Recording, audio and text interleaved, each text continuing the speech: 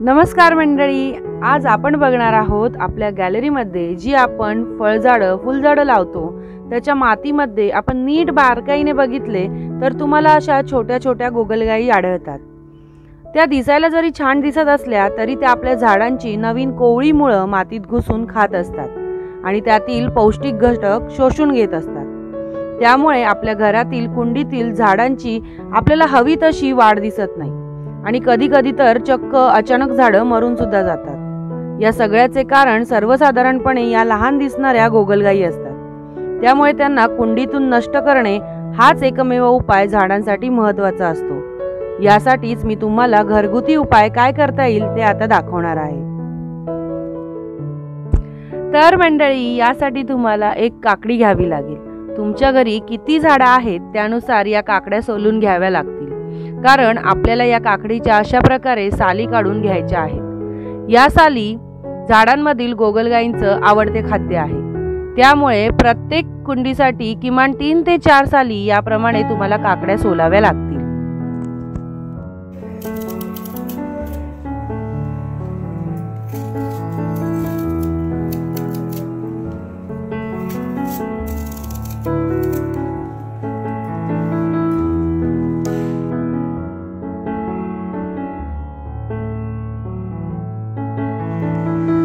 आता या काकड्यांच्या साली आपल्याला प्रत्येक कुंडीत 3 ते 4 टाकायच्या आहेत, किंवा तुमच्याकडे कमी जास्त आकाराच्या कुंड्या असतील तर मोठ्या कुंडीत तुम्ही आकारानुसार जास्त साली टाकू शकता।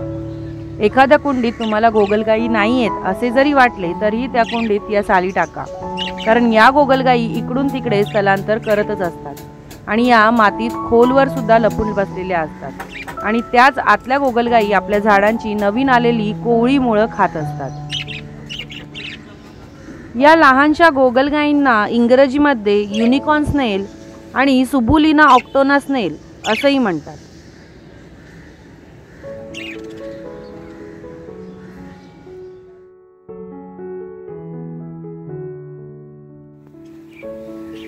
तर मगाशी मी तुम्हाला सांगितलं की हे ड्रॅगन फ्रूटचं झाड लावलेलं आहे आम्ही, तर त्याच्या मुळात आम्हाला बऱ्याचशा गोगलगायी छोट्या छोट्या दिसायच्या आणि त्याची वाढ प्रॉपर व्हायची नाही। त्यासाठी हा ऑर्गॅनिक उपाय आम्ही केलेला आहे। ते तुम्हाला मी मगाशीच सांगितलं की काकडीच्या साली जे आपण सोलून टाकून देतो तर त्या अशा कुंडीत टाकायच्या। तर मला अर्धा तास झालाय त्या 2 साली टाकून, तर तुम्ही आता पाहू शकता की गोगलगायी कशा जमा झाल्या आहेत। या बघा,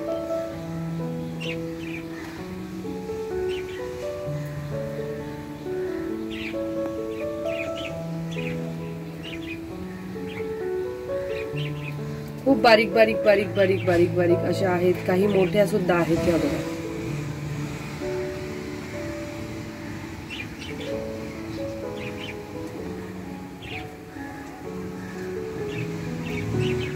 पण दुसरी साल सुद्धा बघूया, त्याला सुद्धा बऱ्याचशा गोगलगायी लागल्या असतील।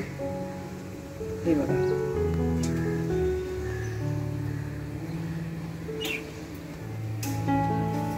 कुठल्याही प्रकारचं औषध किंवा केमिकल यूज न करता आपण ज्या आपण काकडीच्या साली फेकून देतो त्याचा वापर करून आपण, कारण त्या गोगलगायी हे खाण्यासाठी वरती येतात आणि आपण मग ह्या नंतर आपण कसाच्या डब्यात फेकून देऊ शकतो।